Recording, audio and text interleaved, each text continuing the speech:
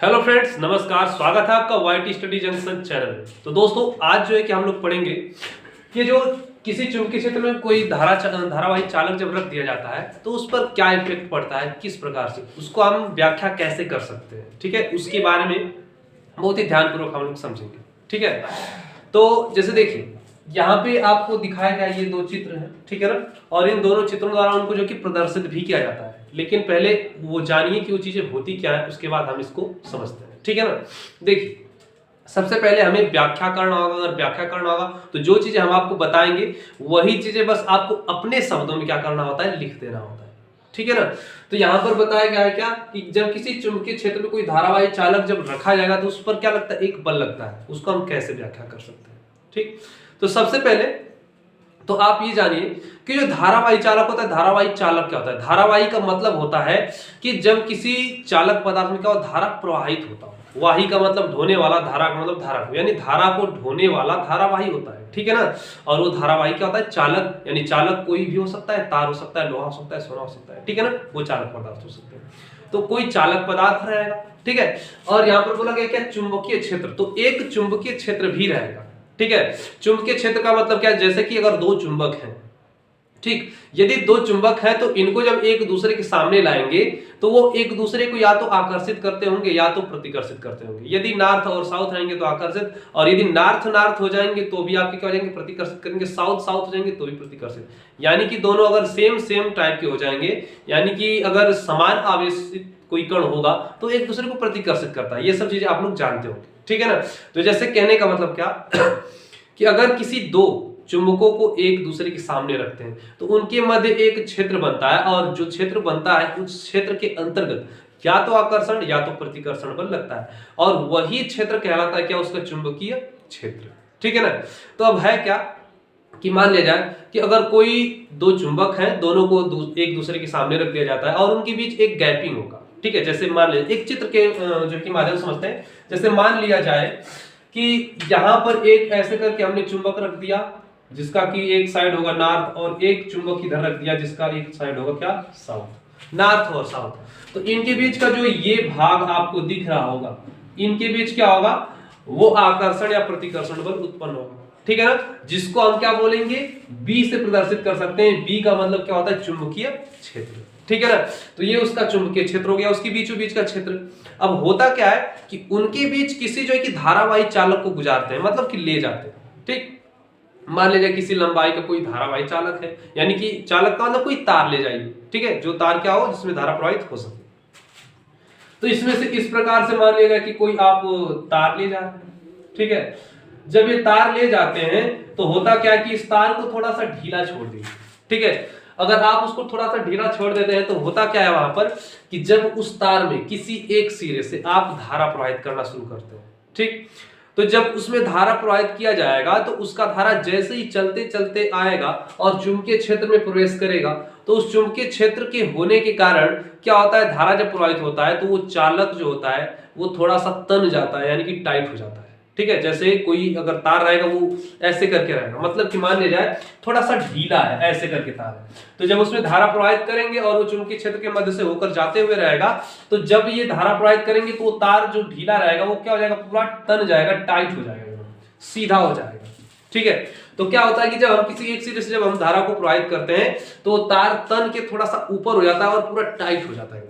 ठीक है, अब देखिए अब क्या होता है कि मान लीजिए कि अगर उसके उस सिरे से धारा प्रवाहित न किया जाए, उसकी जस्ट विपरीत दिशा से, जिसमें पहले किया जा रहा था, अब उसके विपरीत साइड वाले से क्या किया जाए, धारा को प्रवाहित किया जाए।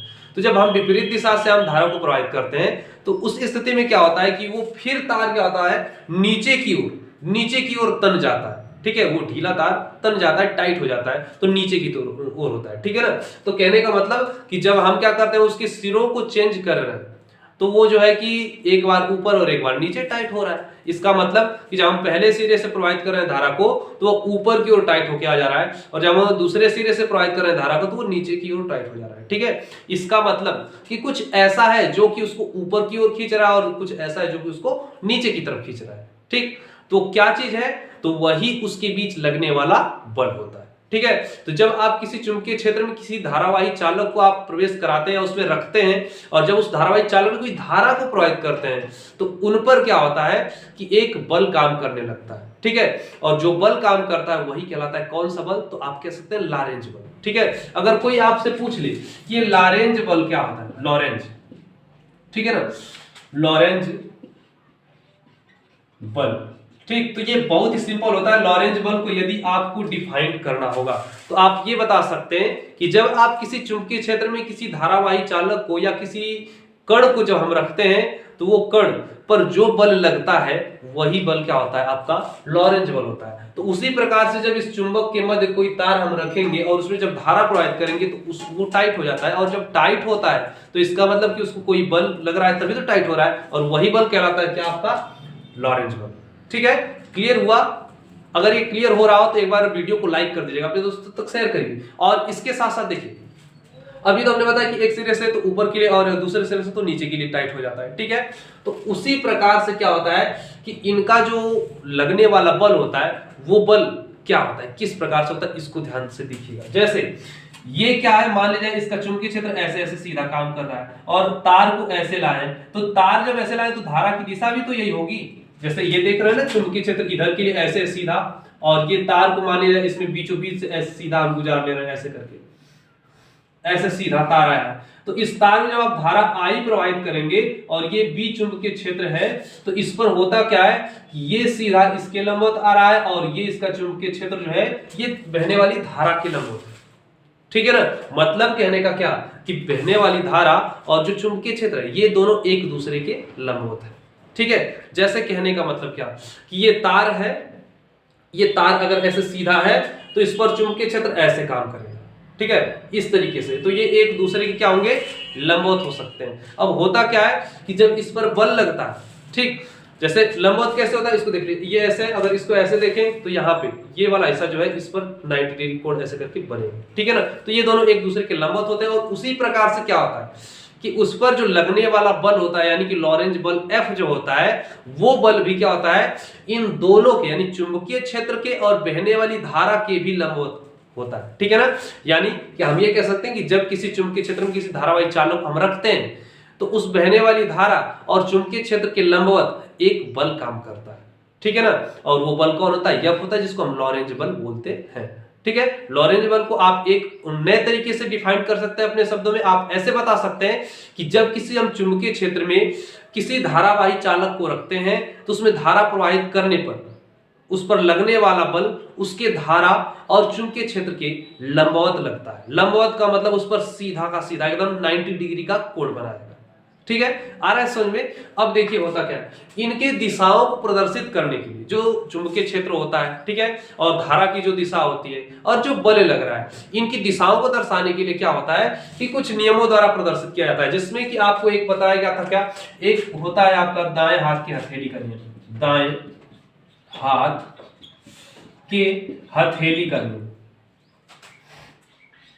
हथेली का नियम, ठीक है। और एक होता है आपका फ्लेमिंग के बाएं हाथ का नियम, फ्लेमिंग के बाएं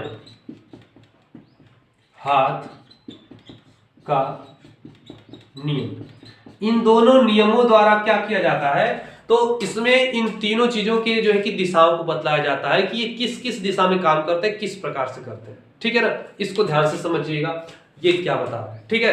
तो देखिए, ये देखिए दोस्तों क्या है कि ये व्याख्या है। अगर आपसे पूछ लिया जाए परीक्षा में, और ये पूछ भी सकता है 100% आपको, कि जो चुंबकीय क्षेत्र होता है उसमें जब किसी धारावाही चालक को रखा जाता है तो उस पर बल किस प्रकार से लगता है, इसके बारे में व्याख्या करिए। तो अभी हमने आपको जो बताया कि जब किसी चुंबकीय क्षेत्र में हम कोई धारावाही चालक रखते हैं तो उसके लंबवत एक बल लगता है, ठीक है, जिसको हम लॉरेंज बल बोलते हैं। तो ये सब चीजें आप अपने शब्दों में आराम से लिख सकते हैं, ठीक है ना। ये कोई भी चीज रटने वाली चीज नहीं, किताबी भाषा रटने की चीजें नहीं, ठीक है। आपको एकदम सरल शब्दों में समझाया जा रहा है और आप आराम से अपने शब्दों में लिख सकते हैं, ठीक है ना। तो यहाँ पर देखिए, और इनको प्रदर्शित करने के लिए किसको, तो इनकी धारा को, इनके जो विद्युत क्षेत्र को और इस पर लगने वाले बल को प्रदर्शित करने के लिए दो तरीकों से प्रदर्शित किया जाता है, दो नियमों से प्रदर्शित किया जाता है। एक नियम होता है दाएं हाथ की हथेली का नियम और दूसरा नियम होता है क्या, फ्लेमिंग के बाएं हाथ का नियम। ठीक है। और इन दोनों के चित्र को आप चाहे तो आराम से बना सकते हैं। ये देखिए आपका दाहिना हाथ, जैसे कि ये दाहिना हाथ है तो ये ऐसे करके रहेगा, और एक आपका क्या है यहाँ पे बायां हाथ है, तो ये वाला बायां हाथ और ये ऐसे करके रहेगा, ऐसे। ये आप देख रहे हैं, ये ध्यान से देखिए, ये ऐसे है, ये आगे की तरफ निकला हुआ, ये नीचे की तरफ और ये ऊपर की तरफ, ठीक है, ऐसे करके बगल में, ये इस साइड पे, ये इस साइड पे और ये इस साइड पे। इसको देखिए यहां से ध्यान से, ठीक है ना। ये होता है क्या आपका जो है कि बाएं हाथ का, ठीक है, फ्लेमिंग के बाएं हाथ का नियम। और ये अगर आपने हाथ को ऐसे कर दे, मतलब कि दाहिने हाथ को ऐसे, तो ये आपको दर्शाएगा क्या, यहाँ पर ये यानी कि दाएं हाथ के नियम। ये क्या क्या बताते हैं इसको ध्यान से समझिएगा। देखिए अगर आप पहले इसको समझिए, अगर आप मान लीजिए कि अपने दाएं हाथ को इस प्रकार से ऐसे फैला दें, ठीक, तो आप जब इसको इस प्रकार से फैलाते हैं तो आपका अंगूठा इधर बगल में ऐसे निकला हुआ होता है और ये चारों उंगलियां ऊपर की ओर ऐसे उठी होती हैं। और ये जो होता है, अगर आप किसी को धक्का देंगे, ऐसे करके धक्का देंगे, तो ये क्या है, इस पर सीधा, मतलब ये मारकर इसको हम धक्का देंगे तो ये सीधा दे रहे हैं ना, ऐसे करके, तो ये इसके लंबवत है, ठीक। तो होता क्या है कि इसका जो अंगूठा होता है वो धारा की दिशा, ठीक है ना, उसमें बहने वाली धारा की दिशा को बतलाता है। और इस पर जो ये हथेली होता है, हथेली, जो हम हथेली से किसी चीज को ढकेलते हैं तो जो ढकेलने की दिशा होती है वो क्या दर्शाती है, उस पर लगने वाले बल को दर्शाती है। और बाकी की 4 उंगलियां जो होती हैं वैद्युत क्षेत्र को दर्शाती है, ठीक है ना। तो अगर आपसे ये चीज पूछा जाए और इसके बारे में लिखना होगा तो आप ऐसे करके लिखेंगे दाएं हाथ की जो कि हथेली के नियम में, कि हम अपने दाएं हाथ के हथेली को इस प्रकार फैलाएं कि, ठीक है, उस हाथ का अंगूठा धारा की दिशा में हो तथा अन्य चारों उंगलियां उसके चुंबकीय क्षेत्र को दर्शाए, तथा उसका हथेली जिधर की ओर धक्का लगाया जाता है वह जो है कि उसके बल के दिशा को बतलाता है, जिसको हम क्या कहते हैं, दाएं हाथ के हथेली का नियम कहते हैं, ठीक है। अब देखिए यहां पर जो फ्लेमिंग ने बताया था, ठीक है, फ्लेमिंग ने क्या बताया था, अपने बाएं हाथ के नियम का पालन किया था, ठीक है ना। इन्होंने अपने बाएं हाथ कुछ इस प्रकार से फैला था, जिसमें कि क्या बताया गया था, इन तीनों की दिशा को बताया गया था। मतलब ये दोनों नियम अलग हैं, हाथों को अलग अलग फैला सकते हैं, लेकिन बताएंगे एक ही चीज कि उनका जो है कि वैद्युत धारा किधर है, मतलब उसकी दिशा किधर है, चुंबकीय क्षेत्र की दिशा किधर है, और उस पर लगने वाले बल की दिशा किधर है। सबसे परफेक्ट हमको ये लगता है, अपने हाथ को इस प्रकार से फैला लेंगे तो ये क्या होता है, ये तीनों की दिशा में दर्शाएगा। जैसे कहने का मतलब कि आप अपने घरों में कोनों को देखे होंगे, अपने कोने को, एक कोना ऊपर की ओर होता है, एक इस साइड पे होता है और एक इधर की ओर होता है, ठीक है ना। वो क्या होता है, वो तीनों दिशाओं में होते हैं, और उसी प्रकार से आप अपने हाथ को फैलाएंगे कुछ, ठीक है। तो जब इस प्रकार से फैला रहा है तो ये देखिए यहाँ पे सेम ऐसा ही है, ठीक। तो इसमें ये जो सामने की पहली उंगली है और ये जो आपका अंगूठा, ये अंगूठा है, और ये मध्यिका यानी बीच की उंगली है, और ये प्राथमिक यानी कि जिसको हम तर्जनी बोलते हैं, ये आपकी पहली उंगली है, ठीक है, पहली उंगली ये।